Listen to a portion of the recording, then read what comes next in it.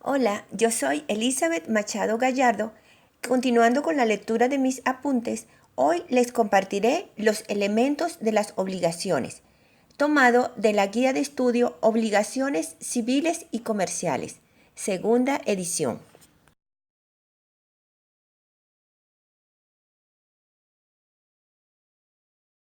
Elementos de las obligaciones.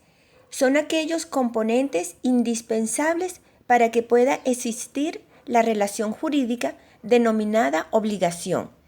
Recordemos que los elementos de las obligaciones son sujetos, objeto y causa.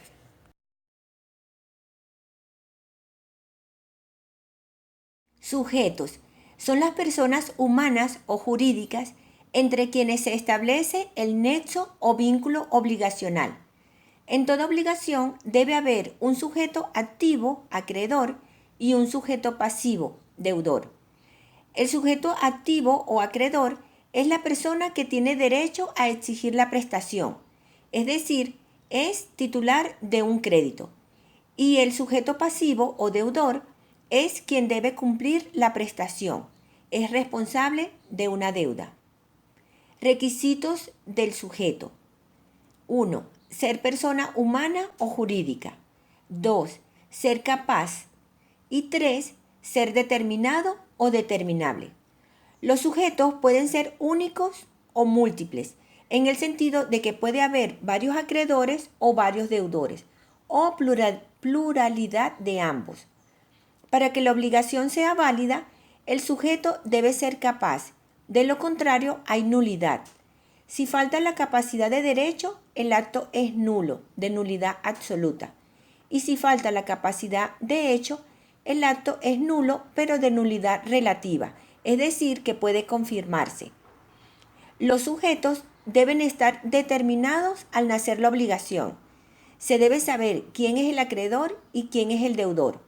Solo por excepción se admite, en algunos casos, que el sujeto pueda determinarse posteriormente.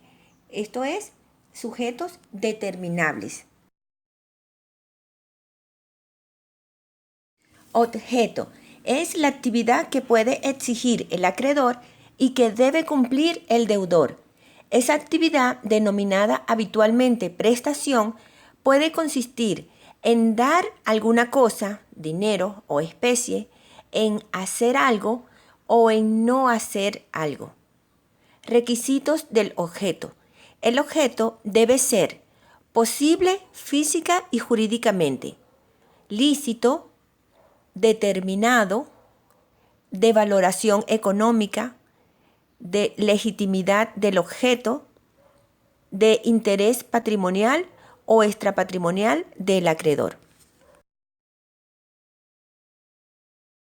Posible, física y jurídicamente. Nadie puede obligarse a dar o hacer algo que sea imposible físicamente. Ejemplo, tocar el cielo con las manos o bajar una estrella. O algo que sea imposible jurídicamente, como por ejemplo hipotecar un auto, prendar un inmueble. Entonces, el objeto debe ser posible física y jurídicamente. Lícito.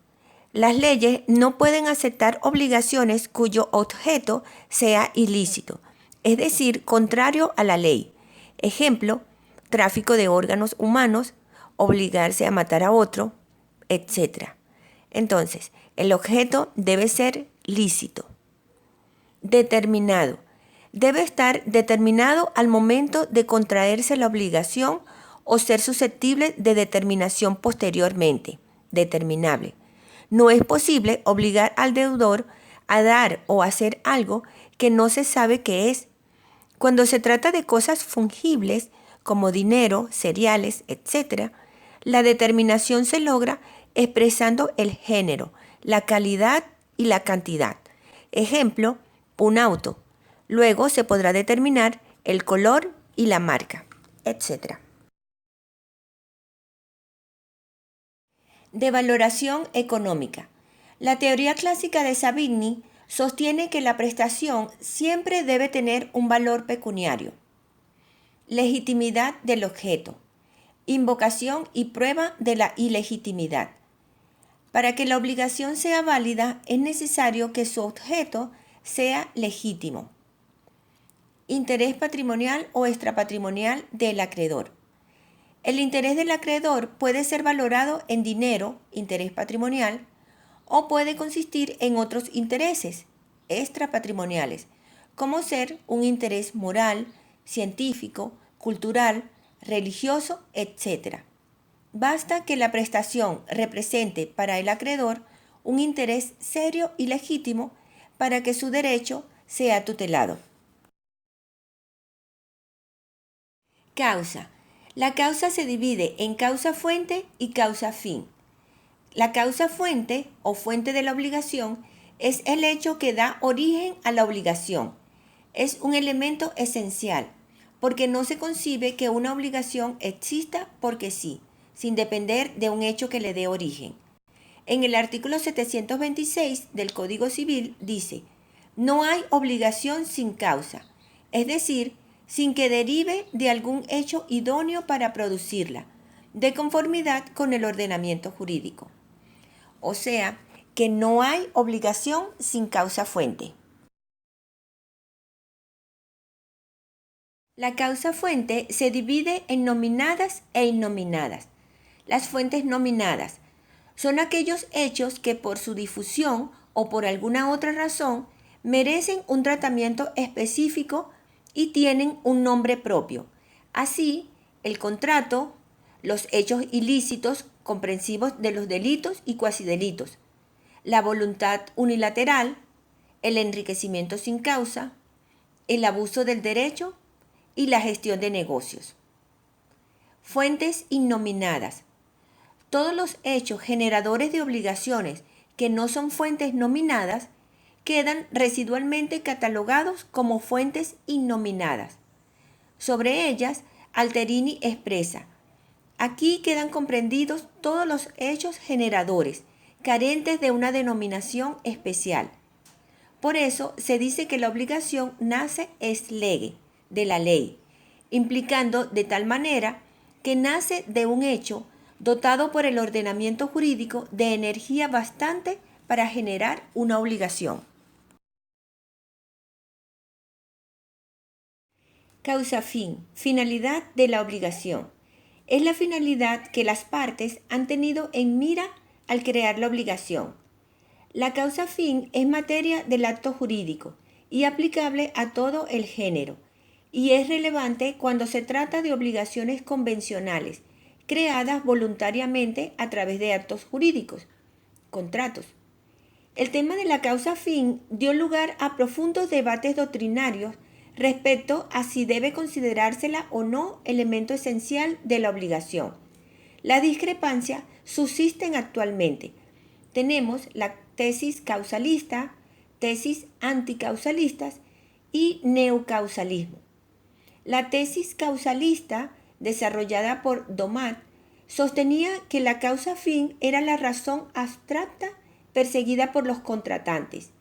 La tesis anticausalista, expuesta por Ernst, sostiene que la posición causalista es falsa y superflua, porque la noción de la causa fin se confunde con el objeto en los contratos sinalagmáticos y en los contratos gratuitos se confunde con el consentimiento.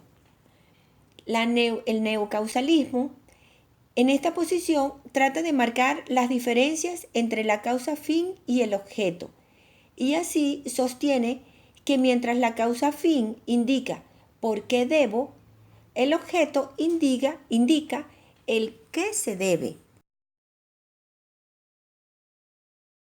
El neocausalismo también distingue la causa fin de los móviles y a tal fin diferencian causa fin inmediata y causa fin mediata. Causa fin inmediata es la finalidad abstracta que han tenido las partes al contratar y que en los contratos iguales es siempre la misma. Ejemplo, en los contratos de compraventas, para el vendedor, la causa fin inmediata es recibir el precio y para el comprador es recibir la cosa en propiedad. En las locaciones, La causa fin del locatario es que se le dé el uso y goce de la cosa, y la causa fin del locador es recibir el pago del alquiler. En los contratos unilaterales, tal como la donación, la causa final es la intención de beneficiar, animus donandi. Esta causa fin inmediata es la que interesa al derecho. Causa fin mediata, denominada también motivos, son los móviles o razones particulares que ha tenido cada parte para obligarse. Ejemplo, en una compraventa, el motivo o fin mediato del vendedor puede ser el destino que dará al dinero que reciba, como ser viajar por el mundo, comprar una estancia, hacerse una cirugía, etc. Los motivos dependen de cada persona, pueden variar infinitamente y permanecen ocultos en el fuero interno de cada contratante y por lo tanto son irrelevantes para el derecho. O sea, la validez de la obligación no se afecta por el hecho de que una de las partes no haya logrado su motivo o fin mediato, salvo que se haya exteriorizado y pactado expresamente en el contrato.